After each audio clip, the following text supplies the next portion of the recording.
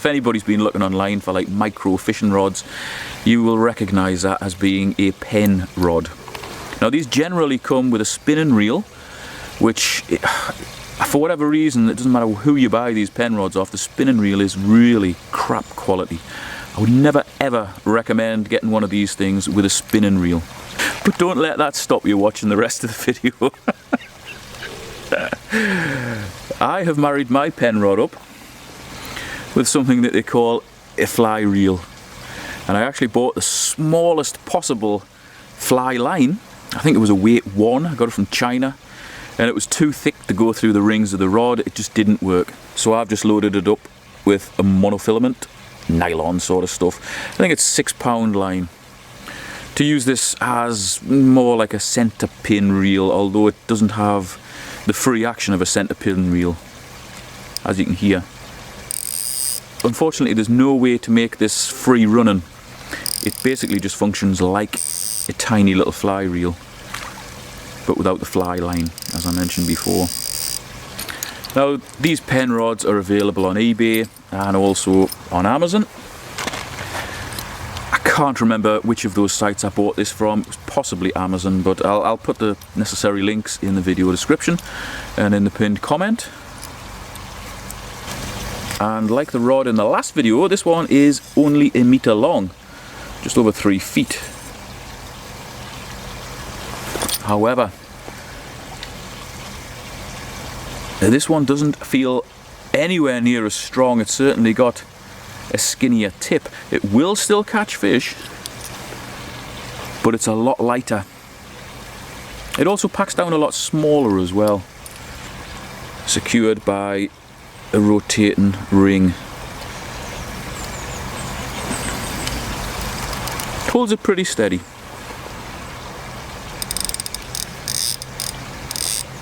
Because of the limitations of this reel compared to a standard spinning reel, you can't really use this one for spinning unless you maybe dropped the spinner into a current, held the rod high, let it go down and then reeled it back in against the current. This is more just for dropping a bait somewhere and hopefully trying to catch a fish on that bait. As I previously mentioned, you can get spinning reels for these, but they're crap. Really, really crap. You will see people catching pretty decent fish on these tiny rods using a spinning reel, but I can guarantee it doesn't matter how long ago they filmed those videos, that spinning reel will be knackered now. They're really, really poor quality. Of course, if you had a tiny little spinning reel like we had in the last video and you shaved down the points where it attaches to the rod, you could potentially fit a better spinning reel than what comes with these things. I wouldn't bother. I honestly wouldn't bother. Personally, I would go with this setup and just drop the bait wherever you want it. Or, you know, get a bit more line out and throw it out a little bit. Now, because I've become such a peace-loving hippie over the last few years, I won't be killing a worm for demonstration purposes. I will be using that, which is a little rubbery beetle grub. I find these work pretty well, and to be honest, when I'm testing these small rods, hand lines, reels, all that sort of thing, I do prefer to use an artificial lure or bait.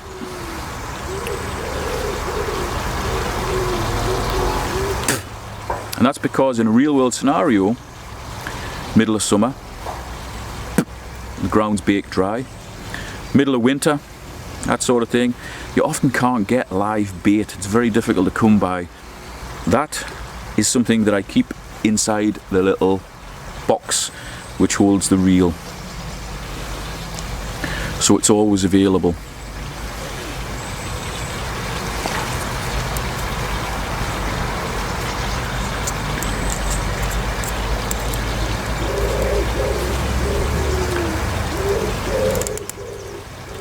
Okay, so that's how easy it is to fit that float on there.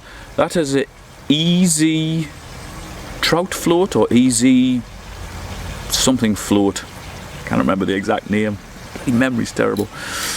It's mostly for use on fly rods and small spinning setups or bait caster setups. set the bait about a foot down from that, and combined that should give me enough weight just to chuck it out a short way off the end of this platform.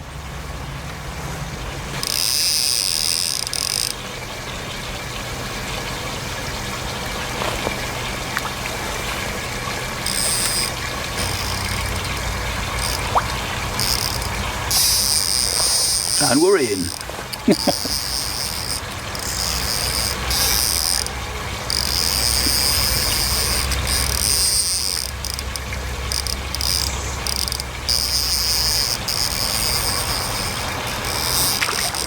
As far as playing the fish goes, you've got no drag other than the preset level. But just like a fly reel, put your hand underneath and just slow the fish down a bit.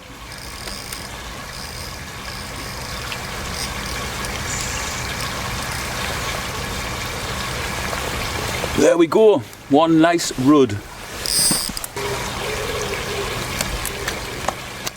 That's the beauty of using barbless hooks, comes out easy. There we go. I would call that dinner, but not today. There you go, son. Thank you very much.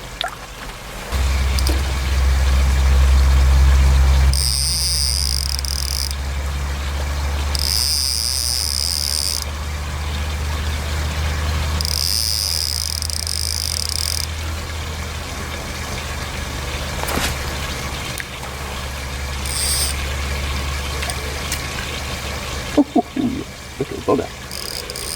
Oh, I'm sorry.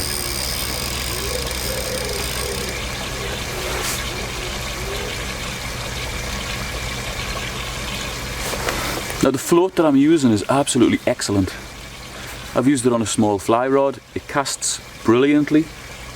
I've used it on various little survival rods and hand lines and so on. Absolutely excellent. So I'm going to do a specific video on those floats because I think they're definitely worthy of a closer look. They're not very widely available in the UK, but you can get them on a couple of sites. I will put the link to them in the video description here, but watch out for that specific video that I'll do because they're really good floats. And if you're making up a very compact handline sort of system for your survival kit, bug out bag, or just for camping or just to chuck in your car, absolutely excellent. They are the ones I would recommend.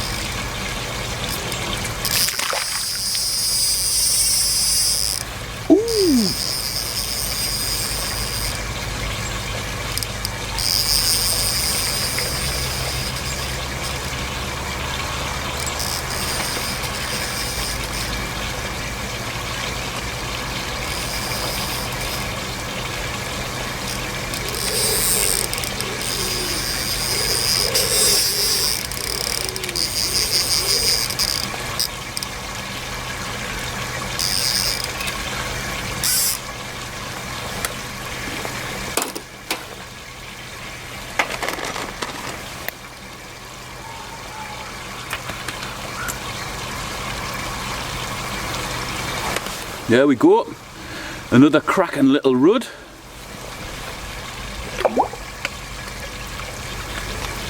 So we've seen how this works. Let's have a close look at the rod and the reel. This is our tiny setup. This is our pen rod with the pretty good protector on there to protect the end of the rod. This is our actual rod itself, as you saw before. And this is our reel in here. Now, as I mentioned, don't bother going with a spinning reel because it's crap. Unless you want to file down your own spinning reel to add to this thing. The one that comes with it is crap. This one is the so-called fly reel. And in this little case, I could fit more stuff, but we've got the little reel. We've got 1, 2, 3 floats. We've got some rubber grubs. And we've also got a little bag of about 25 size 10 short shank hooks. That's generally what we'd use in the UK for trout fishing and general coarse fishing and so on. Most of the fish will be okay with that for freshwater fish. So in there we've got quite a little compact kit, and that case just protects everything very, very nicely. Likewise, the end to this pen rod protects the ends of the rod. That's a really compact system. I mean, look at that, man. You know, how much space would that take up in a pack? Not very much. And of course we could add way more stuff to this, because this is nowhere near full. I mean, look in there. You know, we get more stuff down the side of there. We could actually pack this stuff out. We could possibly put a few spinners in there. Not that this reel is very conducive to using spinners, but we could get them in there. We could get a little bag for bait. We could certainly get some more artificial lures. We could maybe get some more floats and just general other fishing kit in here. Very small. Now I'm not going to bother any more of these fish in the pond, because I think just that demonstration quickly shows that this thing is actually a viable rod and reel to use.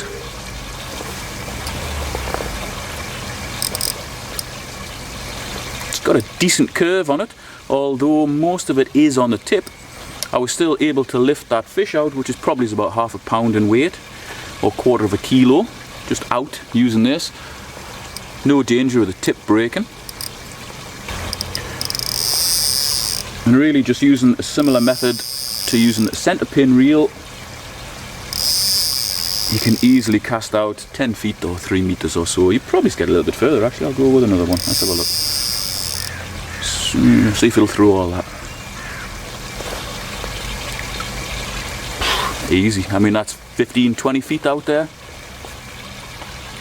If you're fishing in a small stream or you're in the right place in a river, it's as far as you need to cast. Especially if you're stealthy when you get into the water. There's no point just charging in like Rambo and, you know, lashing away in the middle of the river.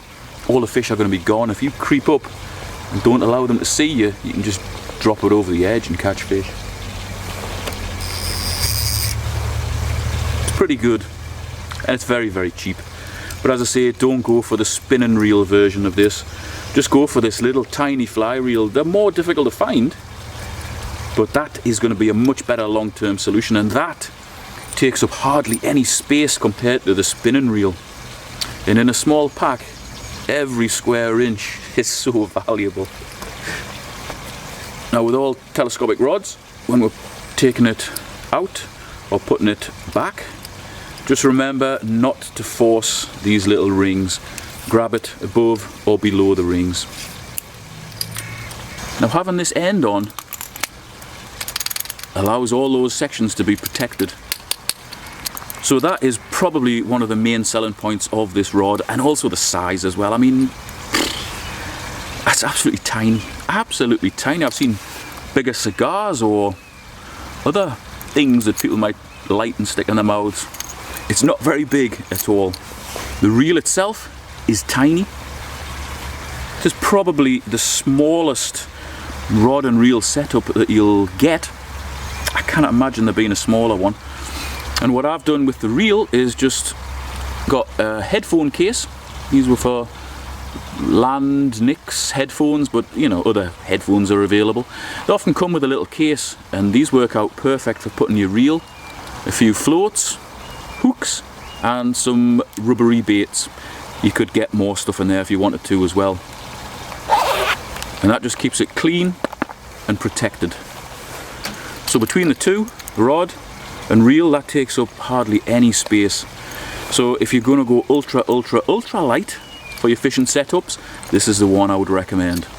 But there is actually a lighter way to set your fishing gear up, and we'll be showing that in the next video. And the one in the next video is pretty special. I haven't seen anybody else from the UK review these things. A few guys in the US have them, but they're not actually, well, the videos aren't very good that I've seen so far on the thing in the next video. So if you've enjoyed this, Share it wherever you want, take clips of it, whatever. You know, if you're the manufacturer of these things, feel free to use these videos. You don't have to ask my permission. Once I put the video out, it's yours. And if you've watched this and you're interested in making up a very, very small fishing kit, check out the links in the video description. I'll link everything I've showed here in there. Thanks for watching. See you next time.